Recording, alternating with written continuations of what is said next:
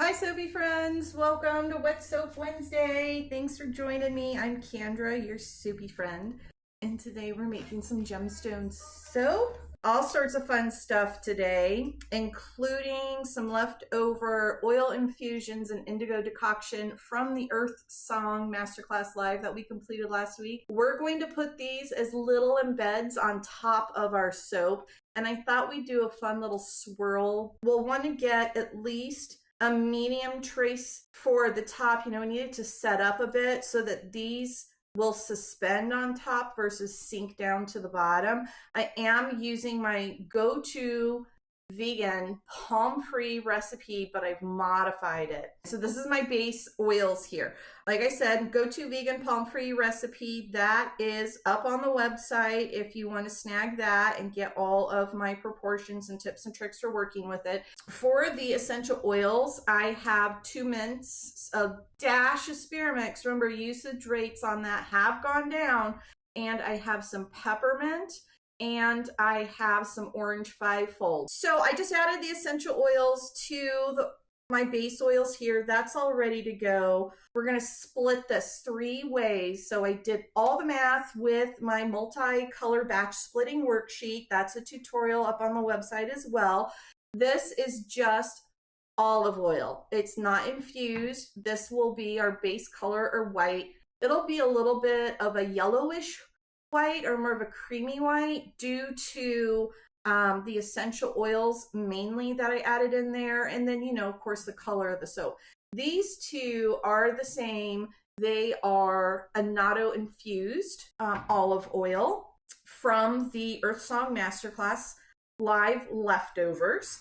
And then I also have, sitting way over here, kind of out of camera shot, my indigo tea. We made this in the class too. It looks pitch black in there because indigo is so dark, but I gave it a little stir with my spoon, and you can see the pretty blue in there. This is an extra strong decoction, and all that's outlined in the class what happened. We let it simmer a bit too long, basically. So it's super strong, so I'm definitely going to eyeball my green on this, but we're going to make green from this. No green around, or we're making green soap. It'll be awesome. Go 1:1 sodium hydroxide solution. Now I'm just going to bring this to emulsion. I did add a little more cocoa butter than I normally do because I wanted to pull out a little bit more of the olive oil in order to get a thicker trace quicker so that we could suspend those gemstones. If by the time we're all in the mold and I'm done yammering, we are not quite thick enough to put the gemstones on, we'll just come back in about a half hour and do that. 3 batches of 660 each. So just pouring those off.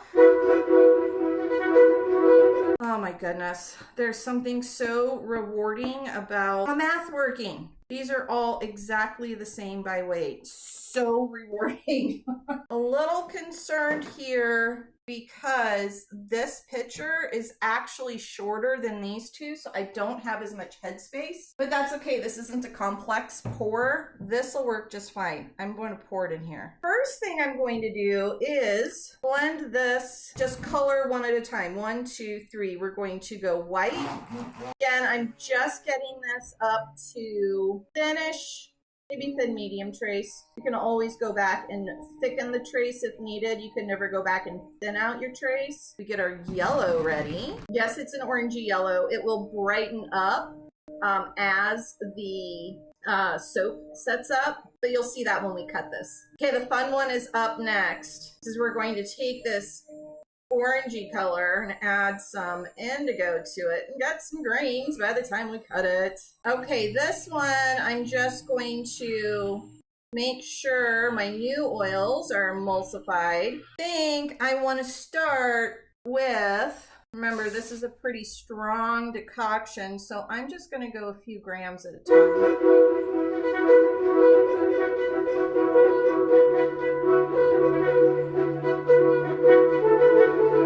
Okay, so we are still fairly thin here. I do want these to set up a smidge more. So we can just kind of tidy up for a minute.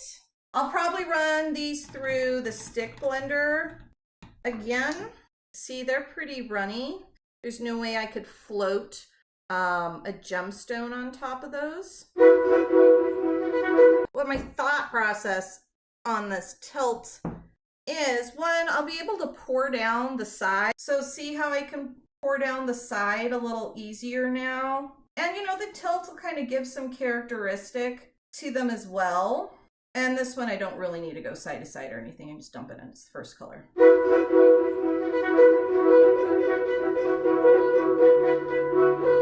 All right, so now I'm getting very close to the top. So I'm going to just tilt it a little less.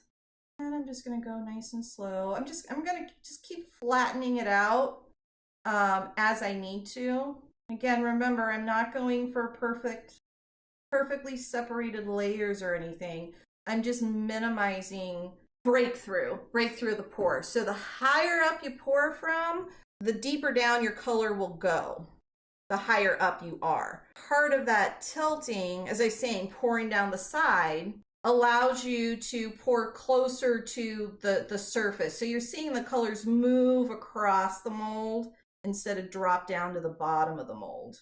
And that's because they're not being dropped in from a great height. And again, I'm going right across the surface here to pour. And I told myself I was going to save some of my orange, so I think I'm going to stop. Okay, let's go ahead and do our hanger swirl. I'm just gonna swirl. I'm just gonna swirl. I'm not gonna try for anything. I think we're gonna go down. We're going to do whoop-de-woo, whoop-de-woo, whoop-de, whoop-de, woo. Oh, there we go. I got some of that white up the top. So we're calling that good. Swirling done. Okay, so I remember I told you I wanted my top to be all orange. And I'm just going to, again, so it doesn't really break through, I'm going to pour it onto the spatula, and I can kind of control where it's going a little bit more with the spatula, which is the point of pouring onto a spatula. All right, what happened while I was soaping and thought you were here, but you weren't? One of the gemstones fell in because I told you it was going to be, I might need to wait a few minutes. So we wait about 20 minutes. I put the lid on, but we're set up now, and we can, like, the top of the soap is set up now, and we can place our lovely little gemstones. I'm just going to plop these little guys on. This is all I'm doing. And as you can see, you should probably start from the middle. They're just going to get pressed in there. I did wait a little extra long because I wanted to make sure the internet came back up. I'm starting from the middle because it's setting up more in the middle, and I want to get them all in before it sets up too much. So I'm just giving them a little press so you can see the soap has set up pretty well. So these are pretty easy to do. I'm pretty excited about it. I could have done this probably 5-10 minutes ago. We're going to get a cute little textury top from pressing these in like this. So that's kind of nice. And I'm following just the guides I have on the side of the mold in order to make those guides. Sharpie.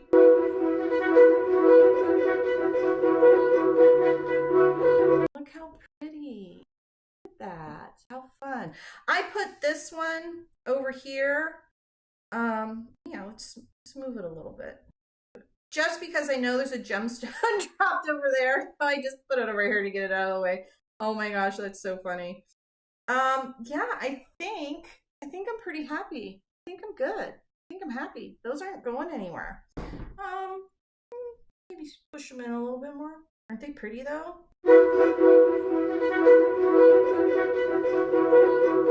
Happy soaping. Happy What's Up Wednesday. And see you next time, soapy friends.